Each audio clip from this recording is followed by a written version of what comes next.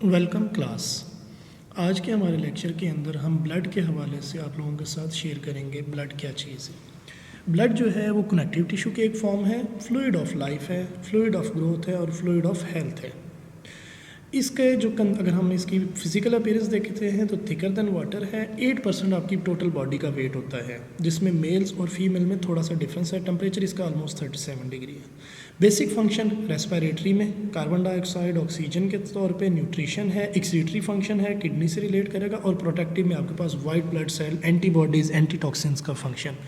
Regulatory में body temperature को regulate करता है, पीएच को रेगुलेट करता है। ओवरऑल आपके पास जो है वेजोडाइलेशन जो आपकी है उसको कवर अप करता है।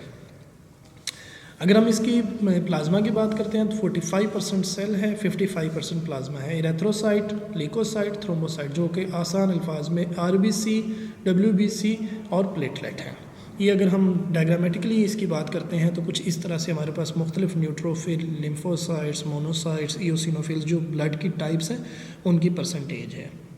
7% आपकी प्लाज्मा प्रोटीन है, 90% वाटर है, एल्ब्यूमिन, इम्यूनोग्लोबुलिन और फिब्रिनोजन, ये 3 इसके अंदर मेजर प्रोटीन्स हैं जिनका अपना अपना फंक्शन है। कोगुलेशन जो ब्लड का है, पहला इसका फंक्शन डिफेंस मैकेनिज्म है, फिर मेंटेन करता है ऑस्मोटिक प्रेशर को, एसिड बेस बैलेंस को, और रिजर्व करता है प्रोटीन को ताकि आपके पास आरबीसी स्टेबल रहे। वाइट ब्लड सेल जो है आपके पास 3 तरह से है, neutrophil, eosinophil, basophil.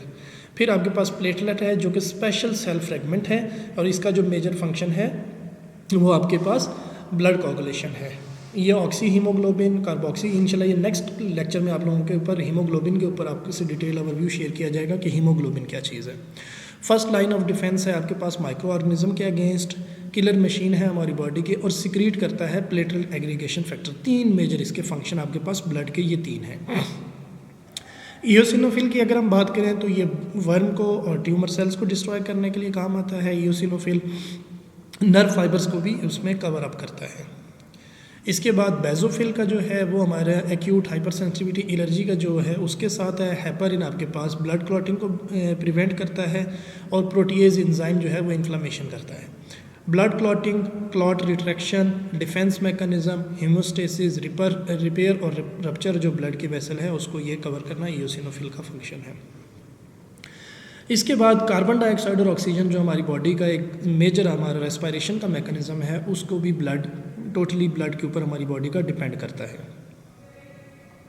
Oxygen release कर रही है, हीमोग्लोबिन के साथ ऑक्सीजन बाइंड होकर आपके पास ऑक्सीजन इनवर्ड मूव कर रही है, और कार्बन डाइऑक्साइड जो कि टिश्यूज़ में है वो आउटवर्ड मूव कर रही है। ये टॉपिक इंशाल्लाह नेक्स्ट जो आपका हीमोग्लोबिन वाला टॉपिक है उसके अंदर डिटेल से बताया जाएगा कि इसका टेम्परेचर से क्या रिलेशन है, पीएच से क्या रिलेशन बनता है, और ऑक्सीजन का आपकी एल्टीट्यूड से क्या रिलेशन बनता है। बाइकार्बोनेट फॉर्मेशन जो विद इन आरबीसी होते हैं वो उससे आपके पास एसिड बेस बैलेंस बनता है। कार्बन डाइऑक्साइड डिजॉल्व होता है ब्लड प्लाज्मा में, और वो आपके पास एक्सक्रीट आउट होता है रेस्पिरेशन में।